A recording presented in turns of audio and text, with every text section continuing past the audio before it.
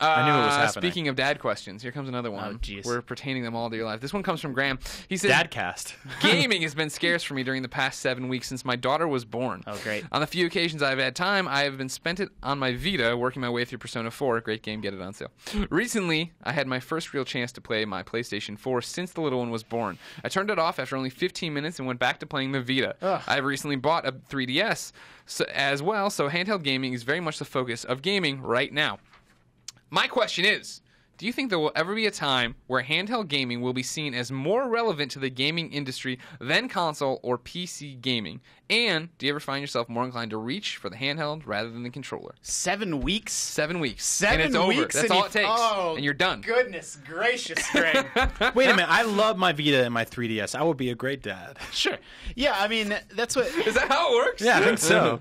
The actual question is about the relevance and why handheld gaming will it ever be cutting edge or seen in the same way as console games. The answer is probably not. Like, I love handheld games. I probably play more as much or more handheld games than console games. Are we counting iPhone games in there? Yeah, Yeah. but they're not pushing the envelope in the same way of like narrative sophistication. Sure. And people do. Everyone says graphics don't matter, but they do help you create worlds of a certain depth and sophistication that are hard to do without advanced graphics. And like that's all stuff that matters. Like Yeah. that's in terms of this being an artistic medium, and pushing that forward. It's harder to do on a handheld, man. Like I am gonna play and love the shit out of Mario Golf, but it's not a game that's going to blow people's minds in the way that something like Last of Us did. Right. And that's not really doable on a Vita or handheld. Yeah.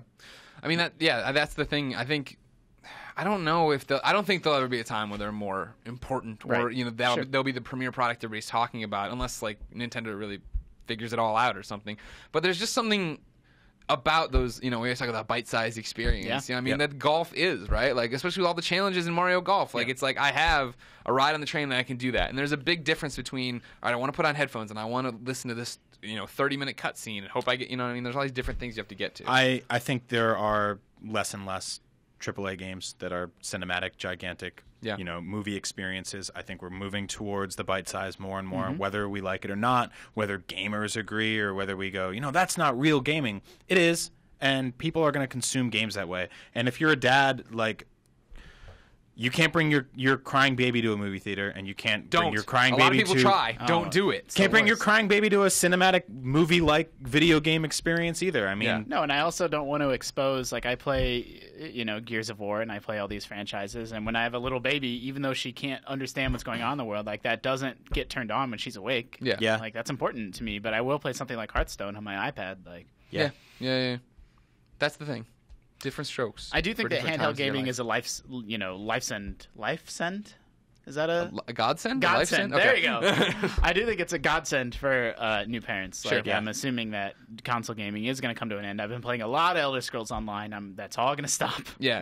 There's going to be no more of that. I mean, the interesting would be the future where they merge, right? You already see it a bit with the Vita being a conduit for your PS4 and stuff. And as technology gets better with PlayStation Now, that would be the thing where if you consider that handheld gaming where you have a box or a connection at home that's still playing this, or the thing you are holding beams to your TV and you have that this is what I want more than anything. I want it from Sony, and to really clarify their vision for that, and I want it from Nintendo too, where my 3DS and my Wii U are the same system. I can play it on the train. I can hook it up to my TV when I get home. Yeah. I'm not like, the older I get, the less really I want my games to be 25-hour-long cinematic, super realistic experiences, and I want something that I can enjoy for a few hours. That was the thing for me. I keep taking photos of my Mario Golf time and tweeting it out, like how long I've played it, and they're like, "Oh, if that's your most ranked game, you clearly never played Bravely Default." And I'm like, "You're right," because I don't want to play another 100-hour. No, thank you. I don't think I'm with it to you though. That it's the form factor that matters, or being able to take like a Wii U game on the go, because it's about the software. Like, is that software designed for a bite-sized experience? Like,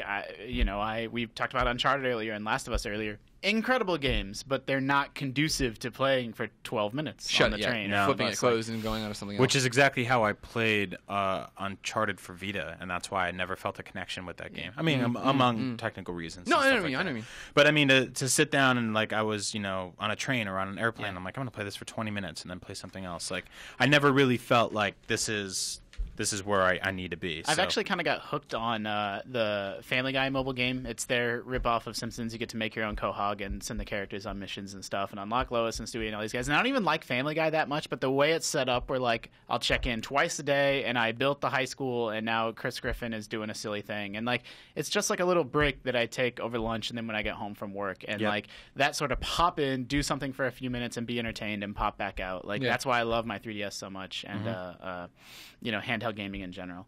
Okay.